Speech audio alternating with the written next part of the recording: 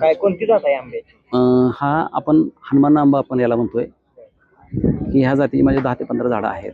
केशरची 1000-1100 आहेत. हापूस काही आहेत. त्या आंब्याचं वैशिष्ट्य की हा आंबा चवीला गोड आहे. त्याचं काजळ खूप पातळ आहे. तिसऱ्या चौथ्या दिवशी हा नॉर्मल पिकतोय आणि याच्यामध्ये प्रामुख्यानं भेळ आपण जे वापरतो ते भेळमध्ये तुकडे वापरतात, तर त्याच्यामध्ये याचा प्रामुख्याने जास्त वापर केला जातो. भेळ बनवण्यासाठी भेळमध्ये ते तुकडे टाकतात ना आंब्याचे, तर त्याचा याचा म्हणजे जास्त वापर केला जातो. याला पाड वगैरे लागलेला कसं? हो, पाड जी आपली पाडाची अवस्था असते केशरची हापूसची तीच आपण समजा हे दोन्ही ह्या बाजू आहे ती वर गेली पाहिजे, ह्याचा देठ आत गेला पाहिजे, ह्याची चोच आहे ती आत गेली पाहिजे. अशी म्हणजे पाड त्या चोची आत जातात. हो, चोच थोडीफार आत जाते, म्हणजे पाडाला आल्यानंतर ही चोच थोडीफार आत जाते. हे खांदे जे आहे त्याचे हे थोडे वर येतात आणि हे देठ आत जातं. हा येस, ओळखायचं ह्या सगळ्या आंब्याची प्रक्रिया एकच आहे. मागणी कशी आहे ग्राहकांची याला? ग्राहक सध्याला पसंती बरोबर आल्यापासून म्हणजे उद्घाटनाच्या अगोदरपासून सुद्धा पुजारी साहेब सभापती आहेत, यांनी खूप मला समाधान व्यक्त केलं. सर, अशा प्रकारचा आंबा इथं आला की लोकांना एक वेगळं आकर्षण तुम्ही या ठिकाणी दिलेलं आहे आणि शेतकरी वेगवेगळ्या प्रयोगातून आपली शेती यशस्वी करू शकतो, हे या निमित्तानं मला या ठिकाणी दाखवायचं होतं.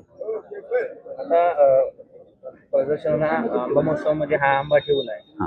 आतापर्यंत किती लोकांनी याची खरेदी केली? आतापर्यंत जवळजवळ मी फक्त नमुन्यासाठी, तर कारण हे वजन खूप आहे, मला म्हणून मी इथं आलोय. कसं किलो? 2 किलोचा एक आंबा आहे सरासरी, तर मी इथं प्रदर्शनाला म्हणून एक 100 रुपयाचा एक नग आंबा ग्राहकांना दिलेला आहे. एक आंबा 100 रुपये दिलेला आहे. याची किंमत आपण नाही, पहिल्या कोणसाला द्यायचं म्हणून हे दिली, कारण याची आपण किंमत करू शकत नाही. बाजारपेठेत कशी मागणी आहे? याची बाहेरच्या बाजारपेठेमध्ये 200-250 रुपयाला एक मी आंबा विकतो सर, मी माझ्या लोकल ग्राहकांना मी, कारण एक आंबा नेला की चांगला एक 10-15 माणसं फॅमिली पॅकच हा रस होतोय. आंबरस करता येतो? हो सर, चौथ्या दिवशी आंबा हा पिकतोय. याचं कातर खूप पातळ आहे.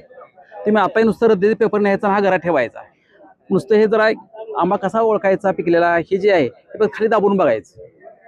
हे बोट आत गेला आपण काय करू असं दाबतो, ते प्रकार चुकीचा आहे. नुसतं दाबून बघायचं आपण आंबा पिकला का नाही ते लक्षात येतं, ते गर झालं का काय झालंय. परदेशी बाजारपेठेत मागणी आहे? परदेशी बाजारपेठेत याला नाहीये चला, कारण मी तो प्रयोगच केला नाही आणि एवढी क्वांटिटी नाही ना आपल्याकडे.